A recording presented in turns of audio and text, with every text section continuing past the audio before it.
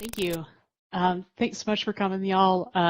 This is my first virtual conference, so we're all getting used to this together, or maybe y'all are old hats. I don't know. My name is Emily. I'm at Mailchimp in the great city of Atlanta, which is the best city in the world, and I wish I could do this presentation just about Atlanta, but I can't, and I only have 15 minutes, so we got to move on, unfortunately.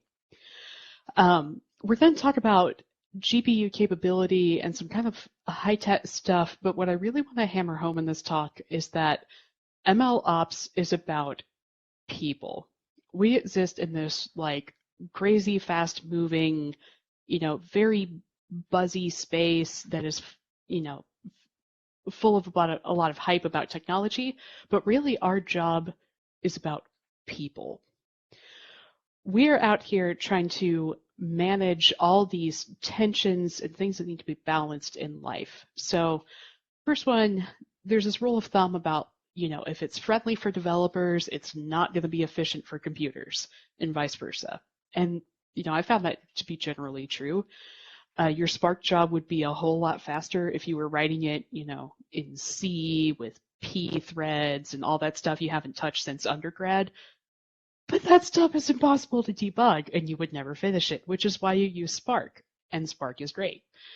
Another tension a lot of us have to balance day to day is this tension between move fast, break things, make shiny demos, use this paper that just got published on Archive like an hour ago, or don't deploy anything ever until this giant checklist of 500 things is checked off, and we are absolutely certain that nothing will ever break ever. You might recognize some of your organizational tensions in here. Both extremes of this are wrong, but our job here is to find some balance point in the middle that works for our particular organization, our particular data scientists, and even might vary project to project.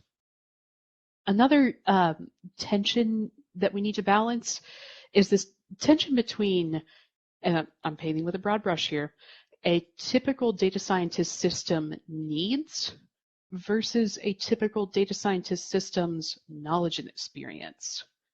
Again, this is not a bad thing. This is just a tension that needs to be balanced. Data scientists are typically more educated in statistics and mathematics, in modeling, and all those are really complicated subjects that take time away from being able to really dive into the systems that run all this stuff and enable it.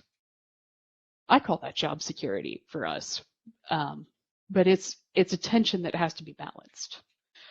So that's kind of setting the stage for our humans. Let's talk about our workloads. Again, kind of painting with a broad brush here. Hopefully you'll recognize some parts of this in your own stack. At Mailchimp, our typical tech stack is Python because the data scientists use Python. I'm a big Scala fan, but we're using Python, and that's the reasonable choice. And then there's your typical machine learning libraries in Python, PyTorch, Hugging Face because we do a lot of NLP, TensorFlow.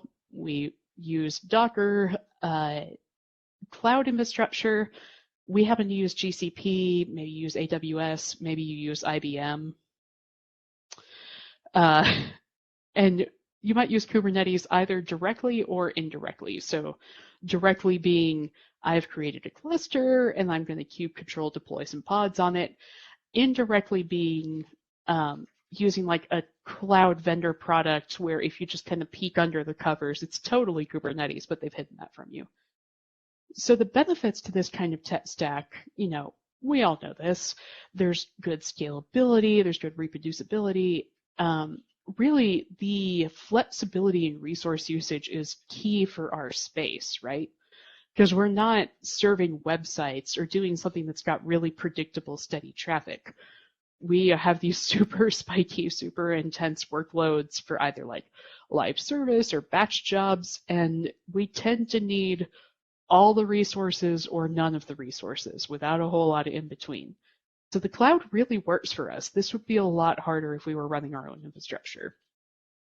However, when we get to this space where we've got these magical containerized workloads that are out there somewhere in this magical cloud, and they need to talk to GPUs. And that's kind of problematic. So let's talk about GPUs. GPUs, are on the hype train like everything else in their space. GPUs have really enabled the rediscovery of neural networks. They're behind, cryptocurrency mining and your favorite video game, and you can't buy them because they're constantly out of stock. So they're very, very buzzy. And they're also pretty great. This is some Grafana output from one of our live services where it was all on CPUs, and then we switched it to GPUs, and you can see it made a huge immediate difference. So GPUs can be really, really awesome. At a base definition level, they are hardware devices that are really good at linear algebra, right? So GPUs are optional hardware peripherals that need super special drivers and really special treatment, and they rely on system I/O. And if you put those three together, we can kind of see that GPUs are just printers. So if you take this hype train and bring it to a screeching halt, you've got a data scientist coming to you saying, hey, I've got this really great live service that would really benefit from GPUs. So can we make that happen? And you're like, oh yeah, GPUs, high tech, machine learning, crypto. Just mentally substitute that for, hey, I've got this great workload and it's really going to benefit from being connected to a bunch of HP LaserJet 1200s. And now I hear that and say, oh my gosh, really? Because these are real physical devices that have to be connected to in a very special way and can't be super crazy virtualized or like the rest of our stack. So here's a kind of a prototypical call stack of how these requests trickle down from our, free-floating, super virtualized, exists somewhere service front end to a real physical GPU. This is based on one of our use cases at Mailchimp where we have a internal framework that does live model service. It's called the Data Service Fabric. We love the people who maintain that. They're awesome. And I'm also not talking about that. So a request comes into the service framework, gets routed to my super awesome service library that, me and the data scientist collaborated on, and hopefully they tested it. That has dependency on some sort of machine learning library, whether it's PyTorch or TensorFlow or whatever. That's going to go down through the syscalls in your Docker file or your image or container. I got a little indecisive about what abstraction level to put here. That in turn is part of a Kubernetes pod, a pod being one or many containers. And that goes through all of your Kubernetes resource orchestration. And then, and we'll talk about this more in a sec, it goes to your CUDA daemon set, which is running not exactly as your part of Kubernetes in Podland, but is running on each of your individual nodes. Beyond that, because we're in the cloud, there's probably like some hypervisors or something like that's all proprietary. Who cares? Eventually you get to a kernel module in an operating system on an actual server with like a real like CPU that's not virtualized, and it's going to talk to an actual real GPU that like exists and has a power supply, and you can, if you step on the power supply, it'll turn off. So that's our typical call stack. And again, with this kind of mental framework, we get all the way down to an actual real, not virtual printer, right? Can't really virtualize printers. Not going to happen. Same thing with GPUs. So here's the technical part of this talk about how do we make code GPU capable. The real trick here in Kubernetes land with your Dockerized containers is going to be matching CUDA versions. So CUDA is Nvidia's library for interacting with GPUs. Nvidia really does have a monopoly here. So, I am talking about Nvidia GPUs, but like GCP uses Nvidia, AWS uses Nvidia. If you're using something else, thoughts and prayers. So we need to match the versions of CUDA that we're using that our ML library of choice has been compiled against.